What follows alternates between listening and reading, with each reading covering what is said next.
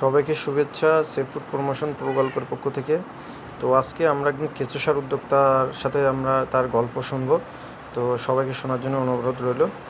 তো আজকে ইনি আমাদের যে চাষাবাদ এই চাষ করে কিন্তু সে এখন অনেক লাভবান হয়েছে। তো তার মুখ দিয়ে শুনি আমরা। আমাদের দেশ একটা লোক আছে জাত ভাই, উনি আমাদেরকে দুটা রিং দিয়েছিল। তো এখন আমরা দুটা রিং কিছু উনি ব্যবস্থা করে দিয়েছিল, কিছু দুটা ভাই আমি জানতাম না কেমন কেন সার করা যায় এরও শিখাই দিয়েছে। শিখার পরে আমরা ওই ট্রেনিংটা পাইছি। ট্রেনিং পাওয়ার পরে দেখতেছি এটা আমি সার উৎপাদন করতেছি। যখন দুইটা রিংয়েতে আমি উৎপাদন কিছু টাকা পাইতেছি, তখন আমি আরও 28 টাকা করে 30টা রিং বাড়াইছি। 30টা রিং বাড়ার পরে দেখতেছি আমি সার এখন এখানে রাখতেও পারি না, কারণ জৈব সার নতুন এখানেও উৎপাদন হইতেছে, সবাই ব্যবহার করে ভালো পাইতেছি। ইনশাল্লাহ সবচেয়ে ভালো চলতেছে। আল্লাহর রহমতে আমার সংসারের কোনো সমস্যা এখন নাই। কিন্তু আগে আমি ড্রাইভার ছিলাম, ড্রাইভারের বাদ দিয়ে আমি এটাই আমার ভালো লাগতেছে।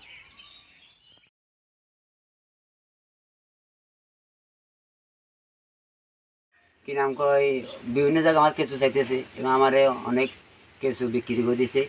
আপনার ব্রাক, এই আপনার কেয়ার বাংলা, আপনার এই আপনি আনন্দ, আর সরকারি কর্মকর্তারা অনেকজন আমাদের কেঁচু প্রায় লাখের উপরে।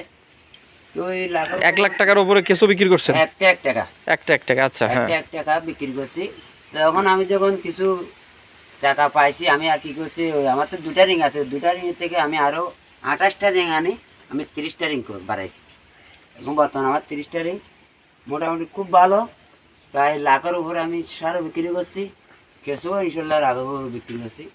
আমি চাই আরও এরকম যদি আমার চালু অবস্থা থাকে, আমি আরও এততে 10 গুণ করবো ইনশাল্লাহ, আমার এটা আশা আছে। তো আপনি এই যে ইনকামটা করেন, এই ইনকাম আপনি কি করেন? মানে আপনার পরিবারেও তো এটা খরচ করেন, অথবা আপনি এখানে খরচ করছেন, আর বাদ বাকি টাকা আপনি কি করছেন? না, সেটা তো আপনারা দেখছেন, আমার 5টা ছেলে মেয়ে লেখাপড়া করতে, 2টা ক্লাস 10-এ পড়ে, মনে করেন একটা হাবেসে দিছি, আর 2টা নুরারিতে পড়ে। তাহলে ইনশাল্লাহ আমার কোনো এখানে অভাব নাই। অভাব বলতে আমি ভালো মতো লেখাপড়া করাতে পারতেছি, আমার সংসারে চালাতে পারতেছি।